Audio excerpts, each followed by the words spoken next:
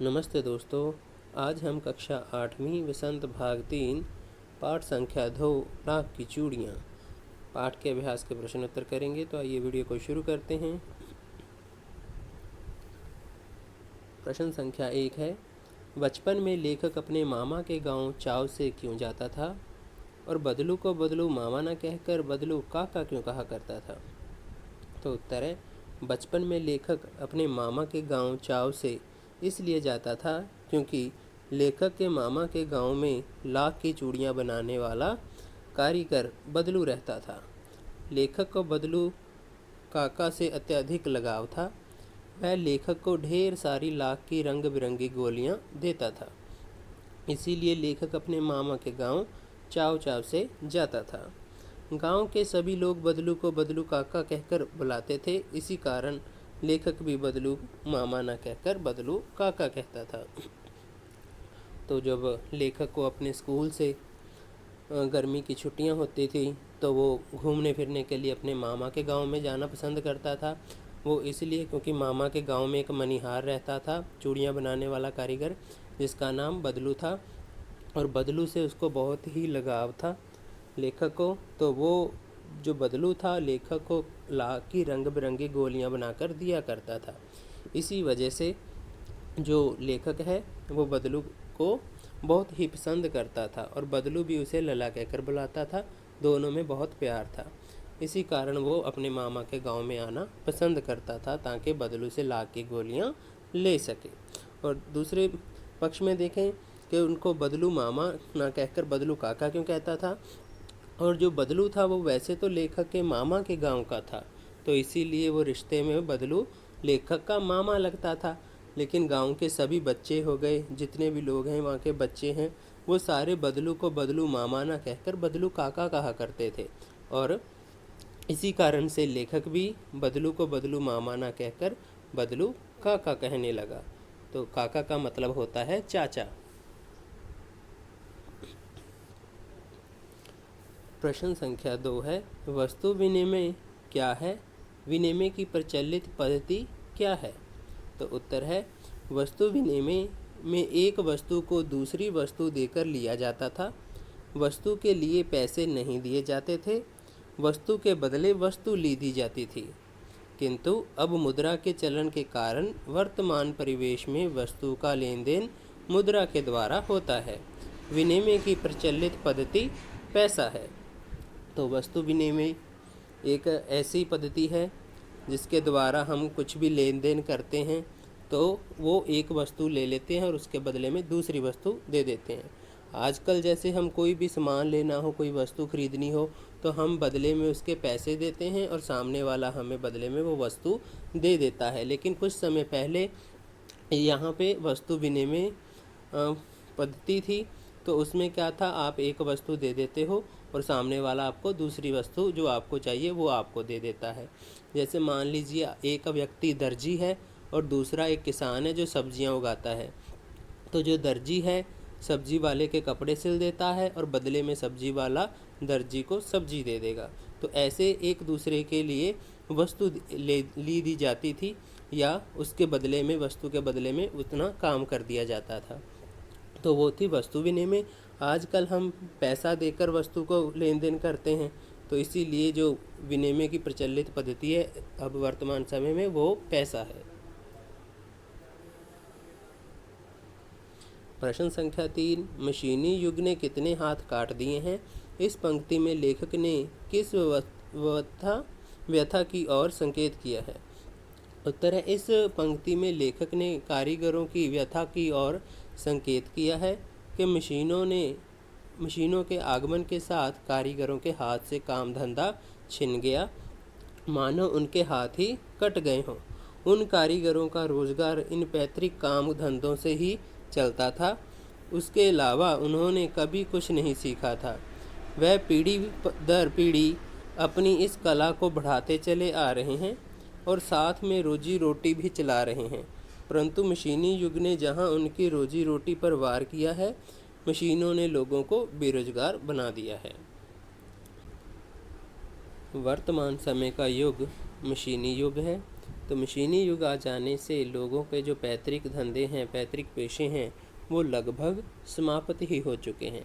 जैसे बदलू एक मनिहार है, तो इसका पैतृक पेशा चूड़ियाँ बनाना है, तो इसके ये पीढ़ी दर पीढ़ी ऐसे ही चूड़ियाँ बनाने का काम करते आ रहे हैं। जैसे पहले उनके परदादा जी, दादाजी, उनके पिताजी, अब वो, तो ऐसे ही ये जो पैतृक काम होते हैं, तो ये मशीनी युग आने के कारण काफ़ी हद तक समाप्त हो गए हैं।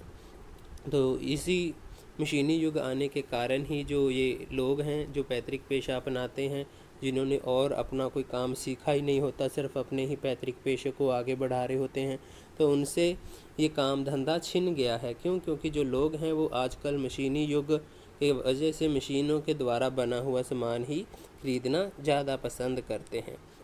तो इसीलिए तो लेखक कह रहे हैं कि मशीनी युग आ जाने के कारण ये जो कारीगर हैं, इनका काम धंधा छिन गया है, मानो इनके हाथ ही कट गए हों। तो मशीनी युग की वजह से जो ये रोजी रोटी अपनी कमा पाते थे, तो वो भी अब कमाने में असमर्थ हो गए हैं। तो मशीनों ने इनकी रोजी रोटी पर भी वार किया है। तो इसी के कारण मशीनों के आ जाने से ये जो लोग हैं जो पैतृक पेशा अपनाते थे, वो अब बेरोजगार बन गए हैं।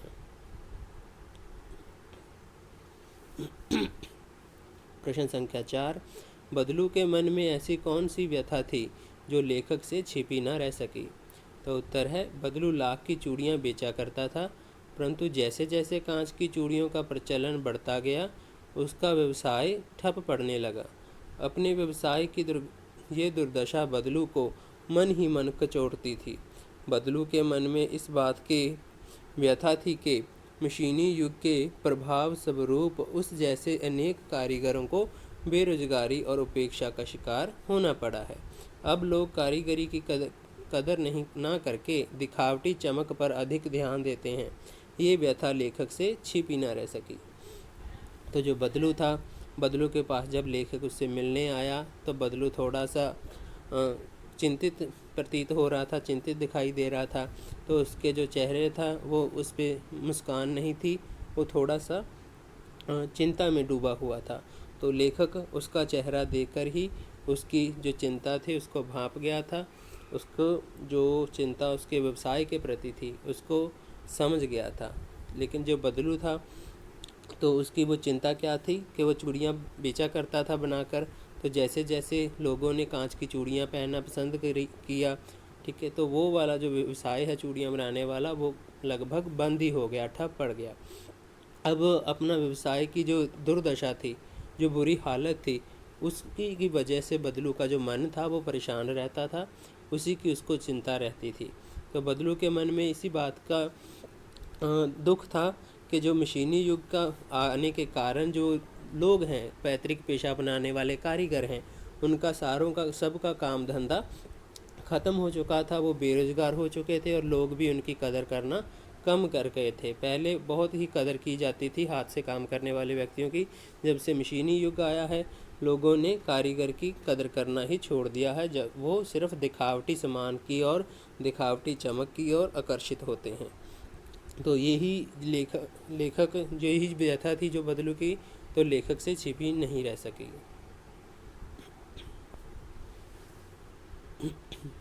प्रश्न संख्या 5, मशीनी युग से बदलू के जीवन में क्या बदलाव आया? तो मशीनी युग से बदलू के जीवन में ये बदलाव आया कि बदलू का व्यवसाय बंद हो गया, वह बेरोजगार हो गया। काम ना करने से उसका शरीर भी ढल गया, उसके हाथों माथे पर नसें उभर आई, अब वह बीमार रहने लगा। तो अब मशीनी युग से जो बदलू के जीवन में बदलाव आया था वो ये था कि मशीनी युग आ जाने से बदलू का जो काम था, चूड़ियाँ बनाने वाला काम, वो बंद हो चुका था और वो काम से बेरोज़गार हो चुका था। अब उसे कोई काम नहीं था।